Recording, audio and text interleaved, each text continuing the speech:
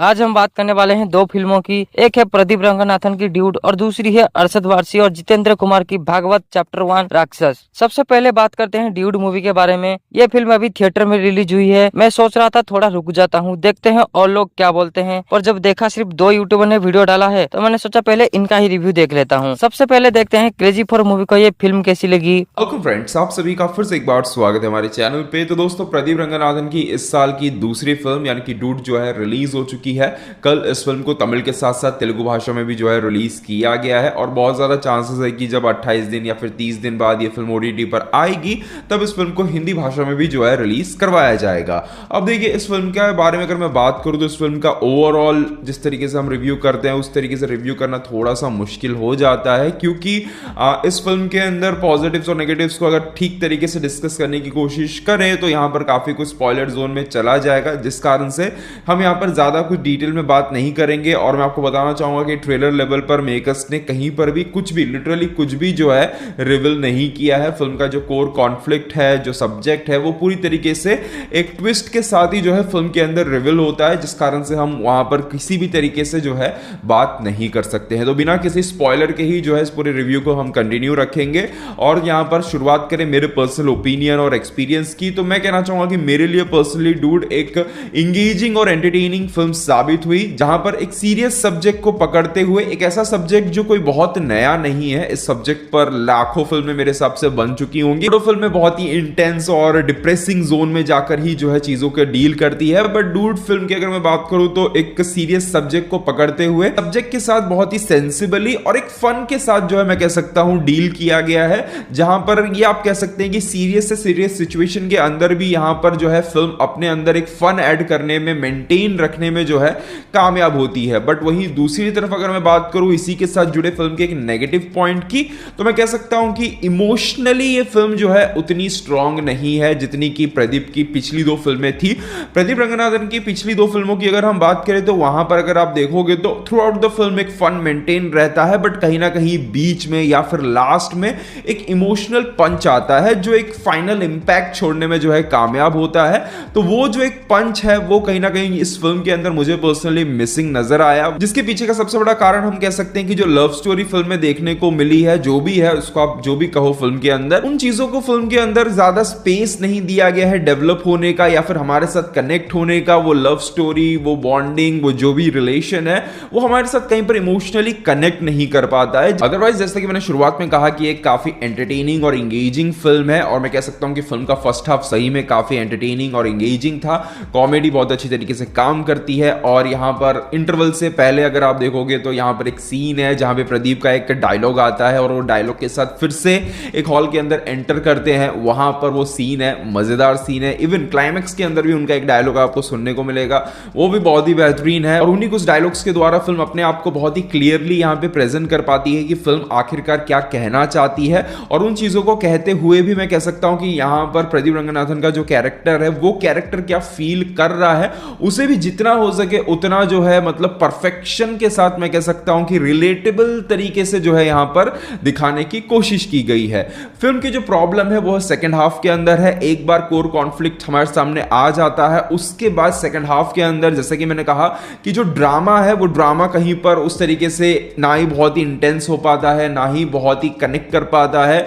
और दूसरी चीज यहां पर कहानी जो है बहुत ज्यादा प्रेडिक्टेबल हो जाती है, क्योंकि कहानी के अंदर काफी ऐसी चीजें हैं जो आपने पहले ही फिल्म के अंदर कहीं ना कहीं किसी ना किसी तरीके से देखी और सुनी होगी, तो उस कारण से यहां पर फिल्म जो है प्रेडिक्टेबल हो जाती है। बट जो एक अच्छी चीज जो मैंने शुरुआत में कहा कि जो फन है वो मेंटेन रहता है, जिस कारण से फिल्म काफी हद तक इंगेजिंग साबित होती है। प्रदीप रंगनाथन की अगर मैं बात करूं तो अगेन इस फिल्म में भी उनका जलवा कायम रहा है। इस फिल्म के अंदर उनका जो स्टाइल है, जो स्वैग है, वो एक नेक्स्ट लेवल पर जाता हुआ हमें नजर आता है। चाहे बात करें यहां पर वो चुटकी मारने के स्टाइल की, चाहे बात करें यहां पर उनका ये जो हर बात पर फोन जब वो निकालते हैं तो फोन फ्लिप ही करते हैं, तो एक kind of Rajinikanth, kind of Thalapathy Vijay style को जो है अपने तरीके से वो प्रेजेंट करने की जो है कोशिश कर रहे हैं, अपना भी कुछ उसमें ऐड कर रहे हैं। और जो सबसे अच्छी बात है वो ये है कि वो जब इन चीजों को कर रहे हैं वो ऐसा लगता नहीं है कि वो करने की कोशिश कर रहे हैं, वो बहुत ही नेचुरल लगता है। तो उन चीजों को वो जितना स्मूथली करते हैं और जिस कन्विक्शन के साथ करते हैं वो देखने में सही में काफी अच्छा लगता है। और यही चीजें कहीं ना कहीं इस चीज का भरोसा देती है कि आगे जाकर ये बंदा डेफिनेटली जो है सुपरस्टार बनने का दम रखता है या फिर एक बड़ा स्टार बनने का दम डेफिनेटली रखता है। म्यूजिक की अगर बात करें तो म्यूजिक बाय साई अभ्यंकर, जिनके पास हमारे अल्लू अर्जुन की अगली फिल्म भी है। तो उनकी अगर मैं बात करूं तो रिसेंटली एक मलयालम फिल्म रिलीज हुई थी बल्टी नाम की। हालांकि उस फिल्म का म्यूजिक कुछ ज्यादा चर्चा में आया नहीं, फिल्म भी शायद फ्लॉपी हो गई है। अब इस फिल्म की अगर मैं बात करूं तो देखिए, एक जो गाना है ओरुम ब्लड, वो गाना फिल्म का एक अच्छा गाना है। अदरवाइज बाकी फिल्म के अंदर कोई भी सॉन्ग कुछ बहुत इंपैक्ट नहीं बना पाता है। अब उस एक गाने को पकड़ते हुए यहाँ पर फिल्म में बहुत बार उसकी धुन को जो है यहाँ पर यूज किया गया है, जो धुन काफी पॉपुलर हुई थी रिलीज से पहले। तो कुछ जगहों पर तो अच्छी लगती है, बट कुछ कुछ जगहों पर देखिए अनिरुद्ध को भी अगर आप देखोगे तो वो भी कुछ कुछ जगहों पर कुछ फिल्मों में ऐसा ही करते हैं कि एक ही धुन को पकड़कर अलग अलग सिचुएशन में यूज करते हैं। बट उन सिचुएशन के अंदर वो सिचुएशन के हिसाब से धुन में जो वेरिएशंस लाते हैं वो काफी हद तक इंपैक्टफुल रहती है, इफेक्टिव रहती है। पर यहां पर मैं अगर कहूं तो उसी धुन को साई ने जिस तरीके से यूज किया है, काफी जगहों पर धुन के अंदर एक सॉफ्टनेस चाहिए थी, जो एक सोल ऐड करना था, जो एक मेलोडी एक फील होनी चाहिए थी, वो चीज जो है मिस हो जाती है। स्पेशली इमोशनल सीन्स के अंदर जिस तरीके से वो सॉफ्टनेस आनी चाहिए थी वो मुझे पर्सनली फील नहीं हुई। कुछ जगहों पर उन सीन्स में भी जो है वो म्यूजिक जो है लाउड ही फील हो रहा था, तो वो चीज मैंने जो है फील की यहां पर इस फिल्म के अंदर। तो ओवरऑल अगर कहा जाए तो फिल्म ड्यूड अपने थोड़े से कमजोर सेकंड हाफ के कारण प्रदीप रंगनाथन की पिछली दो फिल्मों की तरह एक इंपैक्ट जो है क्रिएट करने में थोड़ी सी चूक जाती है। But at the same time जिस तरीके से इस सीरियस सब्जेक्ट को एक फन के साथ जिस तरीके से डील किया गया है, सेंसिबल तरीके से डील किया गया है, वो कहीं ना कहीं थोड़ा सा फ्रेश फील देता है। एट द सेम टाइम जो फन है फिल्म के अंदर वो मेंटेन रखा गया है। उस फन के कारण, प्रदीप की परफॉर्मेंस के कारण आप इस फिल्म को बहुत ही आसानी से एक बार देख सकते हो। और अब सुनते हैं सूरज कुमार को ड्यूड कैसी लगी। तो भाई लोग, प्रदीप रंगनाथन की चौथी फिल्म ड्यूड देखकर आ रहा हूं, साथ ही इसमें प्रेमालू की वो एक्ट्रेस ममिता बाईजू भी है। अब प्रदीप की फिल्म को लेकर हमेशा से एक्साइटमेंट रहती है, बिकॉज इस बंदे ने देसी ठेकाने बार सेट करके रखा है क्वालिटी कंटेंट का। जबकि आप इसके हर फिल्म में इसका काम नोटिस करोगे तो एक ही जैसा लगता है, जबकि इस फिल्म ड्यूड में भी उसका काम सेम ही लगेगा। स्टिल कोई इसको हेट नहीं करता। उसका रीजन ये है कि इसके कंटेंट पे लोग ट्रस्ट करते हैं। यहां इस फिल्म के अंदर प्रदीप का कैरेक्टर आपको गड़बड़ अतरंगी देखने मिलता है, with the mixup of Rajni and Dhanush का स्टाइल। आप उसको अगर पुराने फिल्मों में देखोगे तो आपको वो धनुष ही लगता है, बट यहां पर वो आपको थोड़ा उबला हुआ धनुष लगेगा, नहीं तो आपको राणा दगुबत्ती का भाई राणा अगरबत्ती लगेगा। एनीवेज, अब इस फिल्म के डायरेक्टर कीर्तिस्वरन की ये पहली फिल्म है, एंड जहां तक मुझे लग रहा है कि वो शायद से डायरेक्टर सुधा कोंगरा के एडी होंगे। बट जो भी हो, उन्होंने डूड फिल्म का प्लॉट ऐसा डिजाइन किया है मानो कि उन्होंने प्रदीप की पुराने फिल्मों का कैरेक्टर देख लिया है, उसके हिसाब से इसको सेट किया है। आई मीन जो रश एंड केओस प्रदीप की फिल्मों में होता है, जो उनके कैरेक्टर को लेके होता है, सेम वैसा ही वापस से सेट किया है। इवन प्रदीप का काम तो बहुत अच्छा है, बट अगर मैं डूड इस फिल्म को एक लाइन में रिव्यू करूं तो इतना ही कहूंगा कि फिल्म थोड़ा प्रैंक फील करा देता है, तो थोड़ा वर्क कर जाता है। Still it's a decent watch. अब भले इस फिल्म को एंटरटेनिंग वे में रखा है, लेकिन स्टिल इस फिल्म का प्लॉट आपको नॉन एग्जिस्टिंग फील करा देगा। भाई आज के टाइम पे दुनिया का कोई ऐसा लड़का नहीं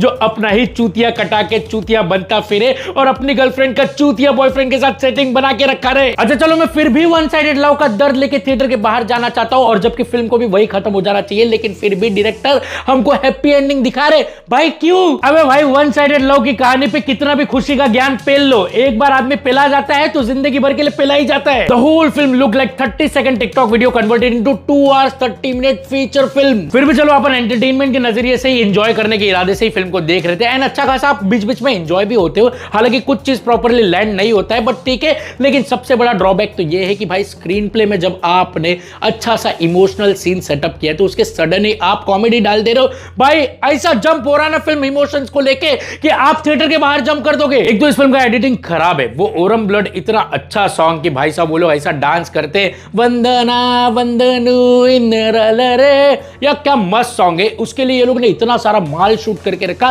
लेकिन इतनी गंदी और रश एडिटिंग ने भाई पूरा गाना ही खराब कर दिया। एंड वही सेम एडिटिंग पूरी फिल्म को लेके फील हो जाता है। ऑनेस्टली एक बात बोलूं, कंपोजर साई अभ्यंकर फिल्म के लिए रेडी कतई नहीं है भाई साहब। मैं बताता हूं क्यों। एक तो उनका जो ओरम ब्लड सॉन्ग है वो सबसे अच्छा सॉन्ग है, एंड उसी सॉन्ग के अलग अलग वेरिएशंस बना के फिल्म में यूज किए, जिसके ऊपर पूरा का पूरा फिल्म रिलाय हो जाता है। बाकी अगर आप इस फिल्म का बीजीएम सुनोगे, आप बोलोगे कि भाई ये कंफ्यूज्ड है कि क्या करना है क्या नहीं। वो सारे बीजीएम सुन के आपको ऐसा फील होगा कि लड़का स्किल दिखाना तो चाह रहा है, लेकिन उसके घर वाले ताना मार के उसको पीछे कर रहे हैं। No doubt. बाकी की परफॉर्मेंस की बात करो तो ममिता स्टैंड आउट करती है इमोशनल सीन्स में। वही शरद कुमार जो है भाई साहब, वो एक सीन में लिटरली आपको डरा के रख देते, इतना परफेक्ट खेलते। अच्छा बाय द वे गाइस, आप लोगों को बता दूं कि इस फिल्म के अंदर मेरी फ्रेंड आस्था सिंह करके भी है, जो ओरम ब्लड सॉन्ग से लेके पूरे फिल्म के अंदर अंदर नजर आती है भाई, उसको देख के तो भाई प्राउड ही फील हो गया एकदम, बिकॉज उसका अच्छा खासा सीन्स है फिल्म के अंदर। ओवरऑल डूड एक डिसेंट फिल्म है एंड प्रदीप के करियर की वीकेस्ट फिल्म है, जहां फिल्म को अच्छा खासा कुछ पोर्शन बहुत मस्त शूट किया है, इवन डायलॉग्स भी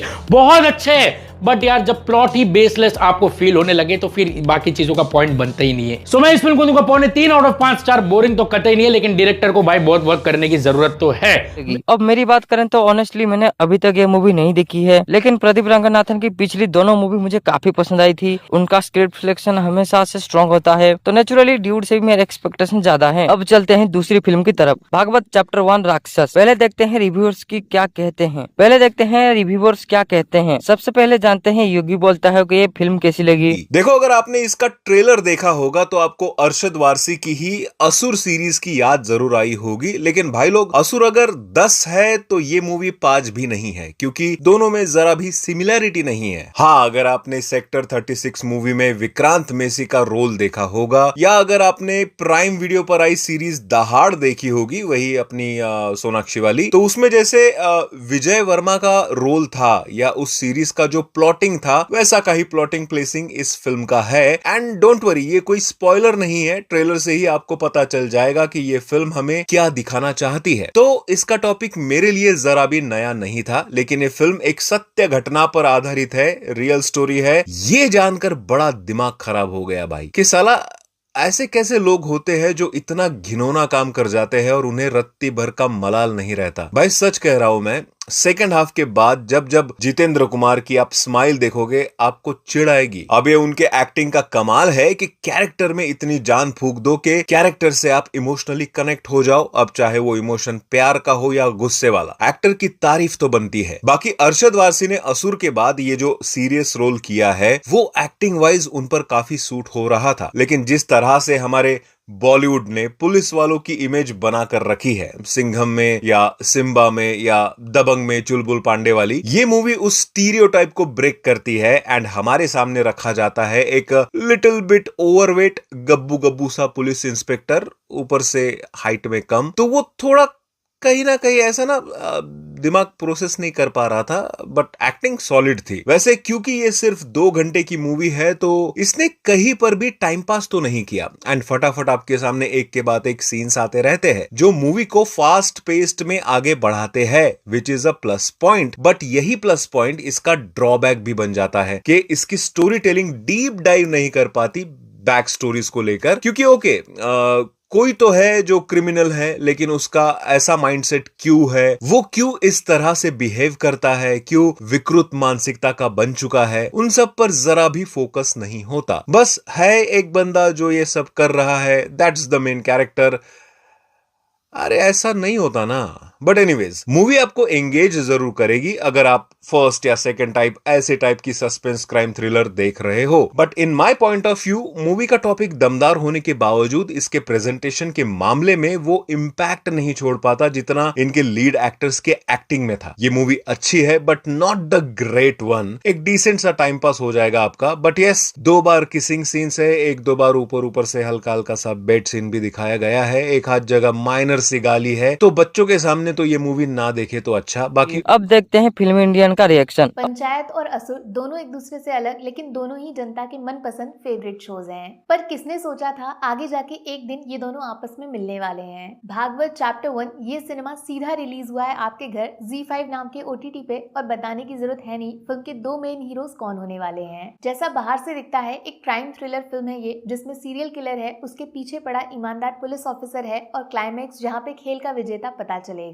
तो बॉस एक बात यहाँ पे थोड़ा हटके बताती हूँ आपको, जो शायद फिल्म के मेकर्स भी आपको पता लगने नहीं देना चाहते। ये जो फिल्म है ना, ये एक्चुअली में एक मिनी छोटा वर्जन है ऑडिबल के ऑडियो प्लेटफॉर्म पे साइको सैया नाम की एक ऑडियो शो की। तो एक शिकायत जो मुझे है और काफी लोगों को इस फिल्म को देखने के बाद होगी कि डिटेल्स बहुत कम है, कैरेक्टर समझ नहीं आए, वो शिकायत आप उस ऑडियो शो को सुन के दूर कर लेना। अच्छा खासा 6 घंटे का शो है वो, लेकिन इतना डिटेल के साथ बताया है जिसका 10% भी इस फिल्म में दिखाया नहीं गया। बट प्लीज फिल्म वालों को मत बताना कि मैंने आपको ये बात बता दी है। तो बनारस में ट्रांसफर होके नया आता है एक शातिर लोमड़ी दिमाग पुलिस ऑफिसर, जिसका स्वागत होता है शहर के सबसे घिनौने किडनैपिंग केस के साथ। एक सीधी सादी सी लड़की गायब है, ना अमीर है ना ही ही मशहूर है, फिर भी किसी ने उसको उठा लिया है या फिर वो खुद अपनी मर्जी से घर वालों को छोड़ के चली गई है। माता पिता की आंखों में आंसू देखकर पुलिस सर पिघल जाते हैं और यहाँ पे पता चलता है कि फिल्म का टाइटल भागवत वो एक्चुअली में अपने पुलिस ऑफिसर के नाम पे रखा गया है। अच्छा, चैप्टर 1 देखकर कंफ्यूज मत होना, ये फिल्म इसी 2 घंटे में खत्म हो जाएगी, पार्ट 2 तक कहानी को नहीं खींचा जाएगा।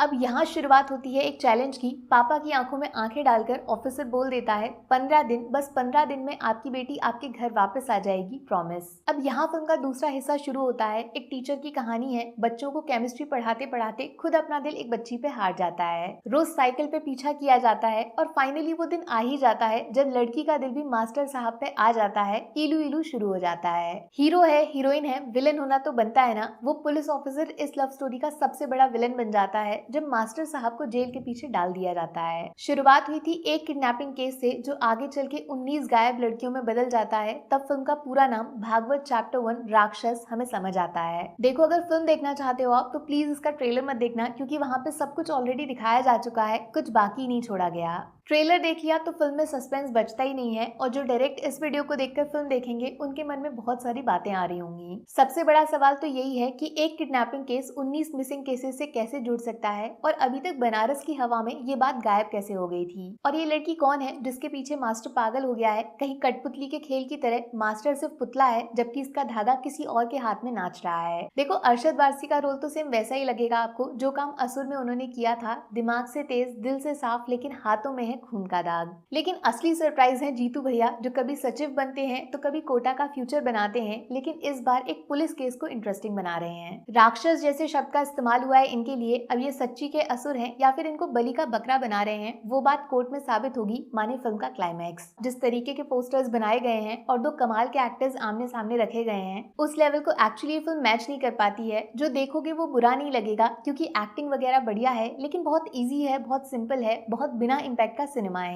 ये सब कुछ बढ़िया हो सकता था अगर फिल्म में डायलॉग्स बोलकर नहीं बल्कि मार धाड़ के सीन्स डालकर हमें राक्षस शब्द महसूस कराया जाता, जो एंड तक हुआ नहीं। फिर भी ये एक time pass, one time watch film है, लेकिन अगर असली वाला थ्रिल सस्पेंस फील करना है तो वो ओरिजिनल ऑडियो शो सुनोगे, माथा पीट लोगे। भागवत चैप्टर 1। अब मेरी बात करें तो मुझे ये मूवी ठीक ठाक सी लगी है। सबने एक्टिंग अच्छी की है, स्पेशली अरशद वारसी और जितेंद्र कुमार ने अपना काम दिल से निभाया है। बस एक चीज लगी, अगर विक्रांत मैसी जैसे एक्टर का सेक्टर 36 टाइप साइको वाइब होता तो भाई मजा आ जाता, मूवी नेक्स्ट लेवल पर चली जाती। अब रोले को तो सिंपल है, अगर आपको एक लव स्टोरी इमोशनल ड्रामा देखना है तो आप थिएटर जाओ और ड्यूड देख के आ जाओ। अगर आपको घर बैठे सस्पेंस थ्रिलर फील लेनी है तो आप भागवत चैप्टर 1 देख सकते हो। मैं मिलता हूँ नेक्स्ट वीडियो में, तब तक के लिए बाय बाय।